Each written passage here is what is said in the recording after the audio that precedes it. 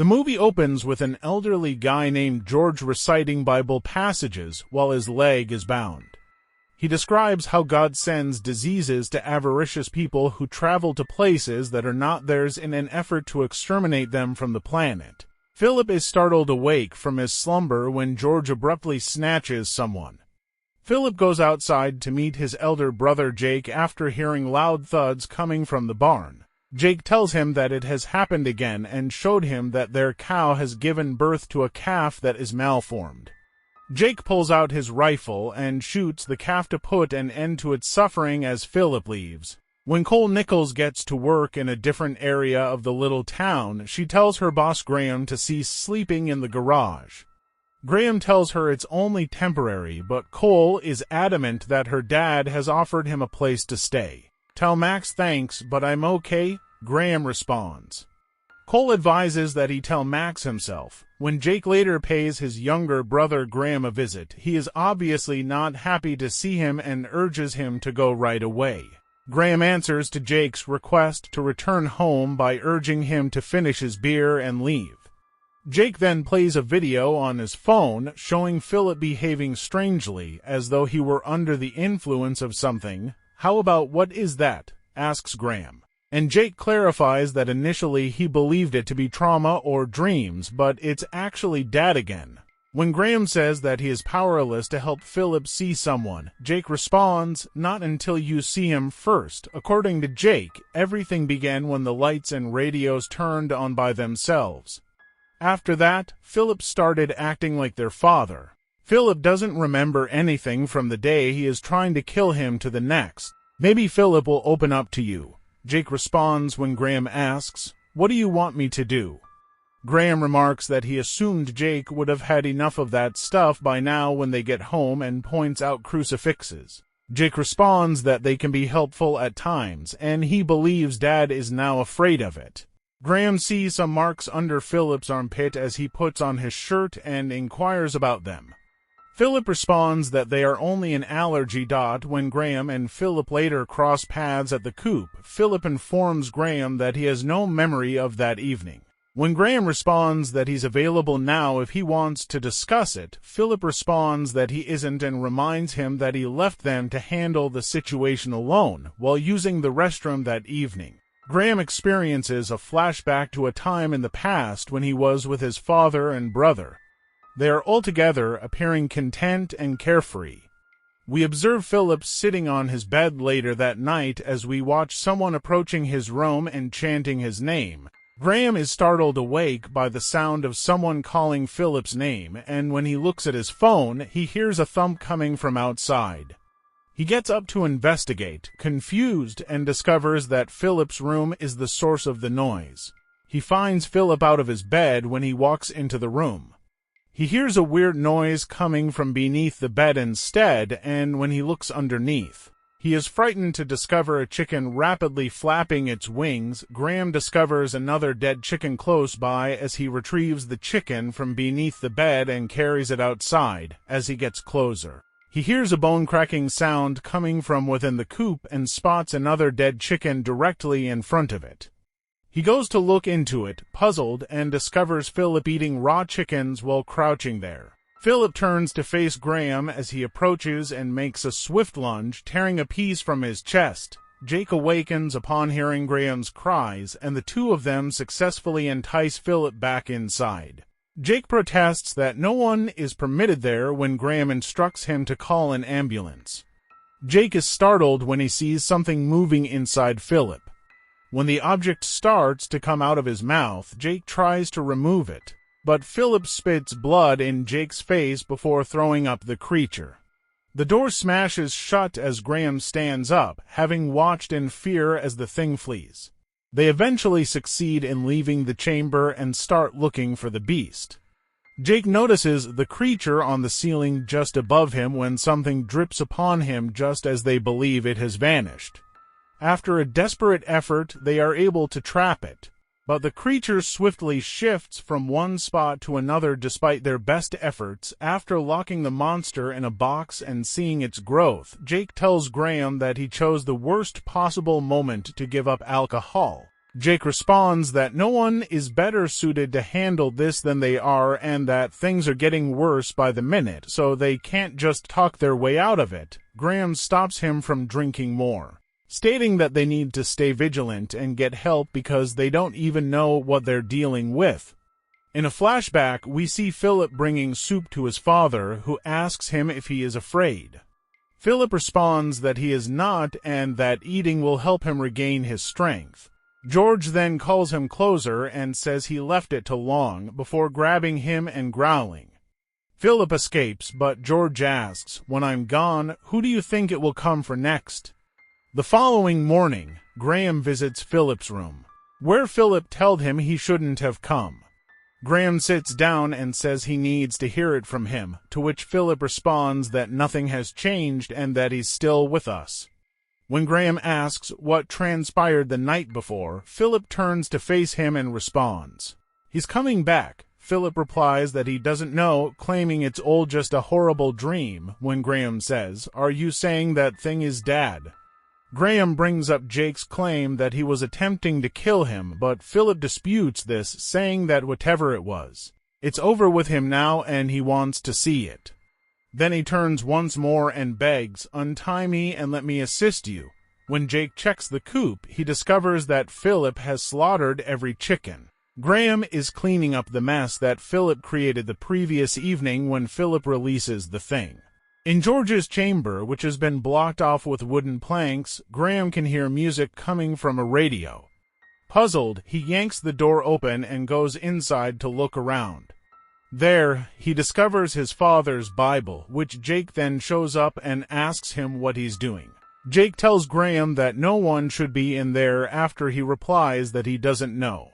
Jake responds, "There's nothing here for us," to Graham's remark that the room still smells like their father. Later, while Jake is intoxicated, he is startled when someone unexpectedly passes by. Graham examines his wound in the interim and is appalled to discover that it has taken the shape of an eye. After Jake enters his father's room and hears the radio playing, a flashback shows George lying in bed and waking up to see Graham standing above him. Graham silently covers George's face with a pillow and smothers him to death. A demonized George then materializes and attacks Graham as he is sitting on the bed, overcome with guilt over what he did, while he is picking up a bottle. Jake attempts to step in, but his horror of his father's hideous form paralyzes him. But the demonic form is killed when Phillip hits George in the head. Because Jake believes Phillip to be their father, he strikes him in a fit of rage. Graham steps in and stops the attack by choking Jake until he passes out. Phillip is questioned by Graham about his presence in their father's chamber.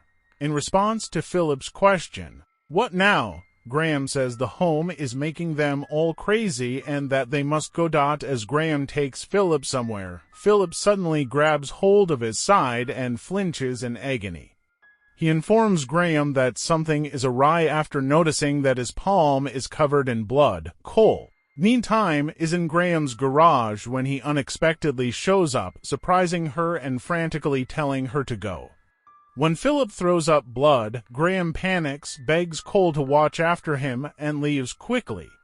In response to Cole's question about whether it could be food poisoning, Phillip responds, "The heart is deceitful above all things and desperately sick," and asks who can understand it. Graham checks his wound and makes a valiant effort to extricate the thing from his body in the meantime. The car radio unexpectedly switches on as Cole dials 911 to request an ambulance. She notices that Phillip is not there as she looks around, and while she is looking for him, she hears a loud metal clang, and then Phillip appears out of nowhere. Cole runs to Graham's office where she asks him what's going on, but Graham tells her to keep still. Graham confesses that Phillip bit him, but he claims he's okay when she offers to help.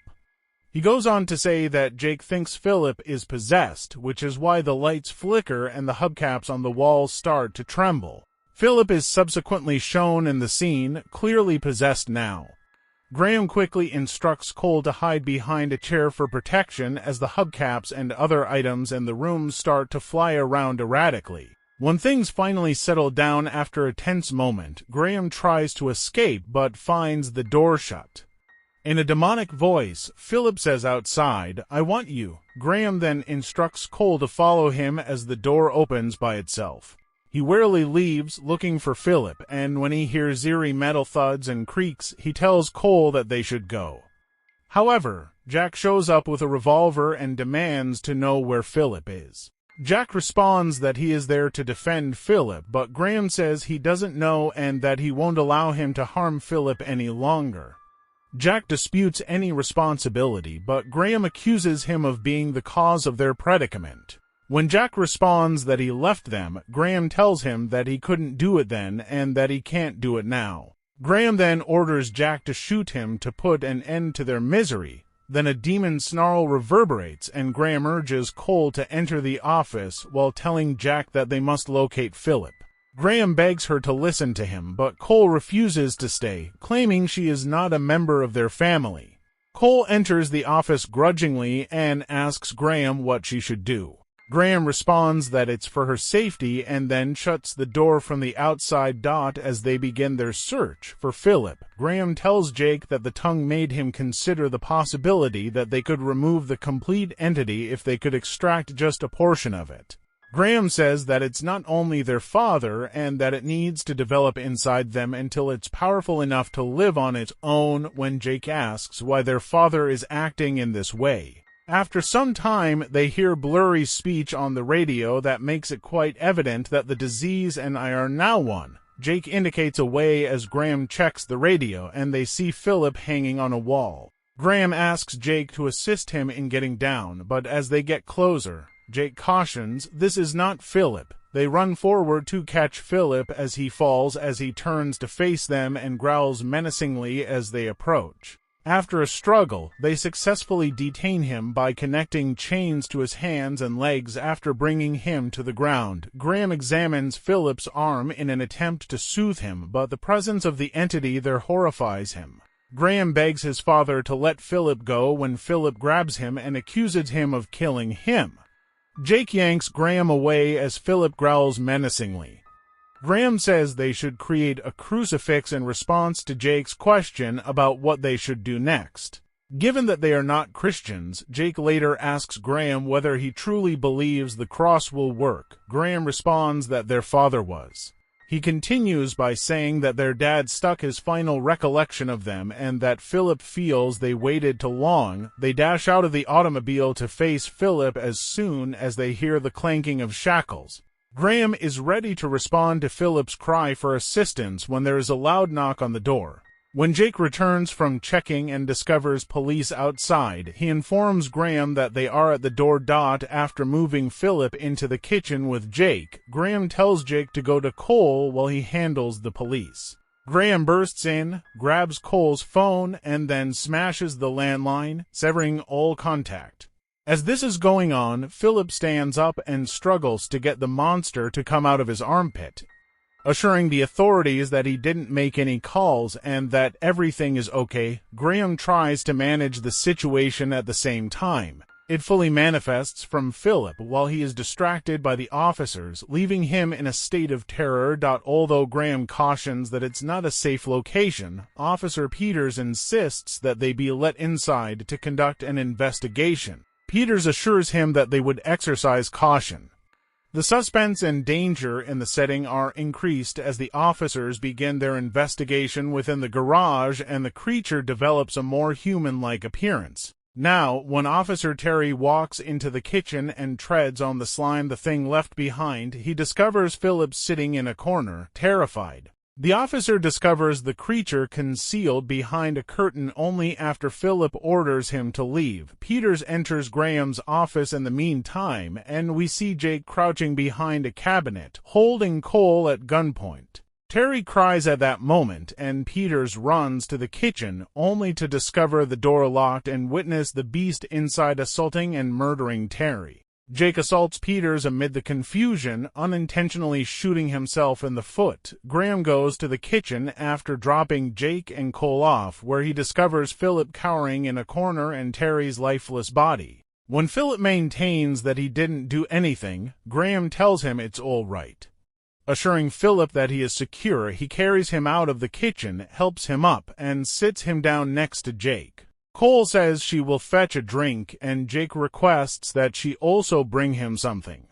When she departs, Phillip inquires as to whether they understand. When Graham asks him to further, Phillip responds he is here. Cole sees the creature in the meantime and is appalled by what he sees. When the creature starts to move toward her, Graham shows there and quickly orders Cole to back off and go. The pipe the creature takes up looks like the one Phillip used to murder his father. As the beast gets closer, Graham encourages his brother to go, but Jack insists they kill it together. Jack orders Graham to stop it immediately. Graham aims his gun at the creature's head and is overcome by memories of their father. George conveys in the flashback his fatigue and anxiety over the duration of his own thoughts. He argues that the illness, which is mind-controlled and empathetic, will eventually be the only thing remaining. Every day he claims to see a monster in the mirror, and he worries that as it becomes bigger, he will vanish. With his loved ones by his side, George wishes to pass away according to his wishes. In order to prevent witnessing the apocalypse coming, he accepts a blood oath with them. He is adamant that they die together because he fears what he will become if they wait too long. Overwhelmed, Graham tells George that he has no idea what he is asking them. But George maintains that the moment has arrived. Graham pulls the gun and shoots the beast in spite of his intense anguish and shame. After telling Cole to go, he assures her that everything will be all right, but Cole is adamant about staying. Graham responds that it's not quite over when Jack asks him what's wrong. He tells Jack to take care of them and departs. Jack pursues him and tries to stop him. But Graham locks himself in the office and reminds him of the blood oath they signed. Graham attempts to shoot the thing inside of him, but Cole and his brothers intervene quickly to stop him. Jack battles valiantly to free the beast from Graham's chest, and eventually he manages to do so and kills it. Cole advises them to depart right now as the police sirens blare in the background. Cole asks them where they're going as they all get into Graham's car and leave the house. The automobile races out into the night, leaving the horrors of the house behind them. As Graham orders her to keep driving and not stop, something slowly creeps around their deserted house in a mid-credits scene, leaving a slime trail that reveals the creature's severed tongue that Graham had removed from Phillip's body. To ensure you never miss any updates on new videos, kindly click the bell icon, subscribe to my channel. Thanks for watching.